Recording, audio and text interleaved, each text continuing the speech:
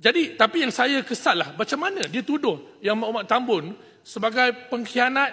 Saya minta Wisma Putra tolong pertahankan Yang Muhammad Tambun daripada tuduhan-tuduhan yang dibuat oleh General Thailand. Halo semua, selamat datang di channel kami. Hari ini kita membahas perkembangan menarik dalam diplomasi kawasan, yakni posisi Malaysia yang sedang menjadi sorotan setelah ikut menengahi konflik antara Kamboja dan Thailand. Beberapa waktu lalu, Thailand dan Kamboja terlibat bentrokan di perbatasan yang menewaskan puluhan orang dan mengungsi ratusan ribu warga. Dalam upaya meredakan ketegangan, Malaysia sebagai negara pemimpin rotasi ASEAN mengambil inisiatif menjadi mediator dan facilitator bagi kedua negara. Dalam prosesnya, muncul sebuah pernyataan dari seorang pensiunan Jenderal Thailand yang menuding keterlibatan Malaysia sebagai campur tangan dalam proses perdamaian antara Thailand dan Kamboja. Malaysia cepat menanggapi bahwa tudingan tersebut tidak berdasar dan menyesatkan. Pemerintah Malaysia kemudian menerima apresiasi dari kedua belah pihak dalam konferensi pers bersama. Pernyataan Thailand dan reaksi Malaysia.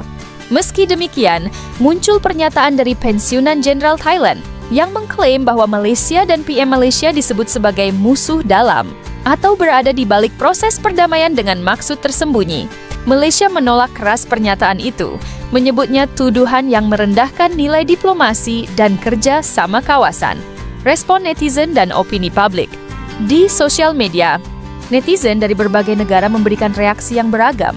Ada yang memuji peran Malaysia sebagai mediator dan menganggapnya sebagai langkah dewasa diplomatik. Sebagian lainnya mengkhawatirkan bahwa Malaysia bisa terlihat terlalu ikut campur dalam konflik negara tetangga yang bisa merusak citra netralnya.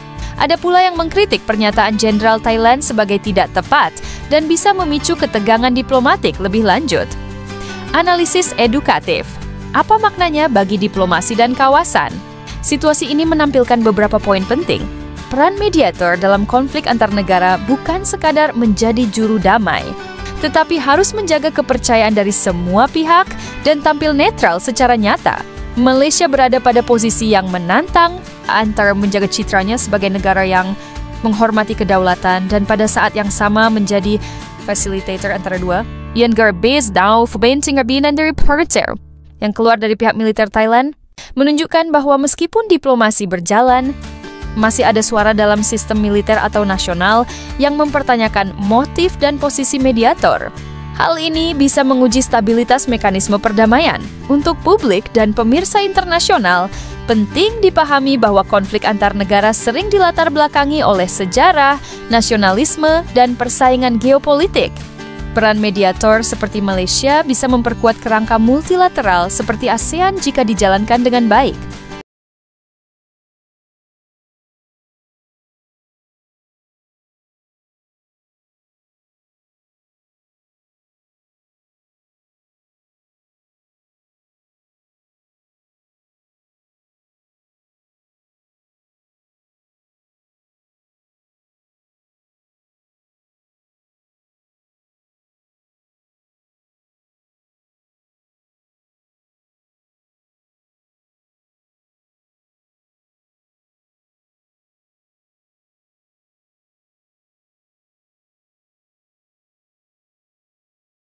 Hubungan diplomasi dan kerjasama pelbagai hala melibatkan Sekretariat Kebangsaan ASEAN Malaysia.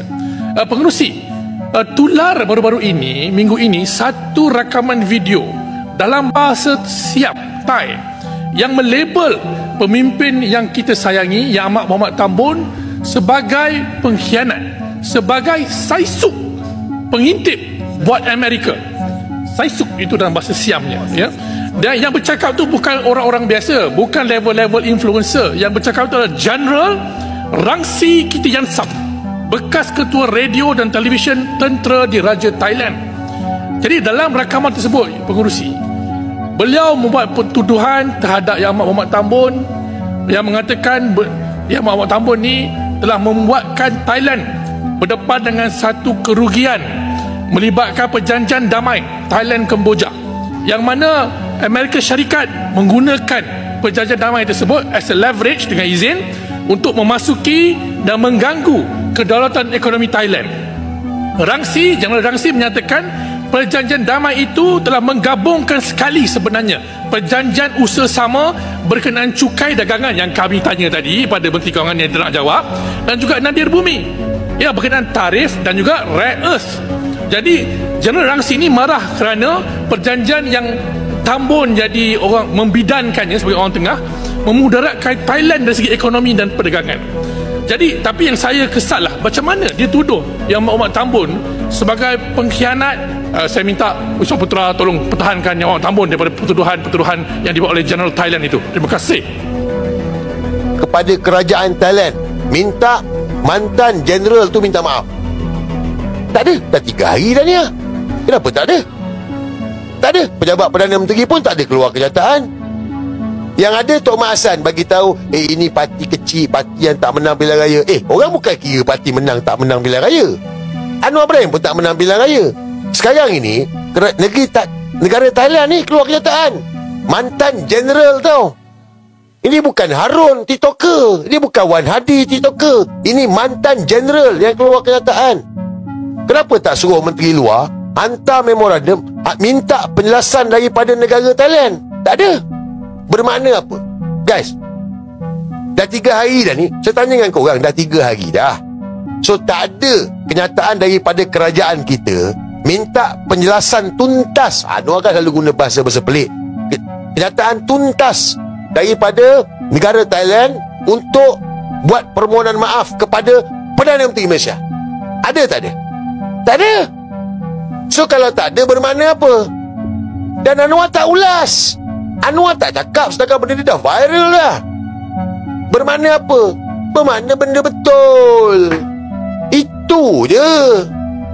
Apa susah sangat kita nak fikir? Jangan percaya selekat, kau fikirlah. Benda dah viral. Teruk viral kot sampai hari ni, sampai ada TikToker kena tangkap ulas kenyataan tersebut. So mana kenyataan rasmi daripada negara Malaysia kepada kerajaan Thailand?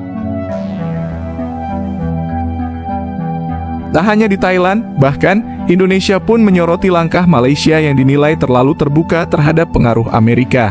Seperti yang diungkapkan oleh mantan Presiden Indonesia SBY yang kecewa karena Anwar Ibrahim telah melibatkan Amerika. Mereka menilai keputusan Malaysia untuk melibatkan Washington dalam konflik regional menunjukkan kurangnya kepercayaan diri ASEAN menyelesaikan masalahnya sendiri. Akibatnya, reputasi Malaysia di mata negara-negara tetangga mulai goyah, terutama di tengah isu sensitif mengenai stabilitas dan solidaritas Asia Tenggara. SBY bahkan menyayangkan langkah Malaysia yang seolah menodai prinsip ASEAN Way. Pernyataan tersebut kini kembali menjadi sorotan dan diperbincangkan luas, seolah menegaskan bahwa langkah Malaysia memang telah keluar jalur dan menimbulkan keresahan besar, baik di dalam negeri maupun di kawasan. Nampak gayanya, bukan sekadar pemimpin Thailand saja yang melahirkan perasaan kurang senang terhadap Datuk Seri Anwar Ibrahim yang dilihat macam mencampuri urusan negara mereka dan juga membawa orang luar untuk masuk campur urusan mereka. Rupa-rupanya, mantan Presiden Indonesia juga menyatakan perkara yang sama, cuma sedikit berlapik berbanding pemimpin Thailand tersebut itu. Nampak gayanya, nama Datuk Seri Anwar Ibrahim ini macam makin tak berapa comel lah di kalangan para pimpinan ASEAN, dan benda itu macam tak best lah untuk kita sebenarnya. Tapi poin saya begini, ketika terjadi konflik Kamboja sama Thailand, tiba-tiba Donald Trump yang menjadi penengah dan begitu, saya merasa embarrassing, humiliating. Yang juga perlu saya sampaikan juga ASEAN. ASEAN ini menurut saya, maaf, ini tidak sekohesif dulu. Saya agak tersinggung sebagai former leader yang juga aktif di ASEAN, termasuk membuat UN Charter ASEAN. Ingat, sebelum UN Charter itu tidak ada klausul tentang demokrasi, tentang human right, tentang the rule of law. Setelah itu ada. Jadi betul, ASEAN itu ada politik non-interference, tidak boleh mencampuri urusan dalam negeri negara ASEAN dulu. Sekarang dengan New Charter ada kewajiban juga sebagai bagian dari ASEAN community to respect democracy, human right, and the rule of law. Ini beda lagi. Tapi poin saya begini, ketika terjadi konflik Kamboja sama Thailand, tiba-tiba Donald Trump yang menjadi penengah dan begitu, saya merasa embarrassing. Sampai jumpa di video selanjutnya.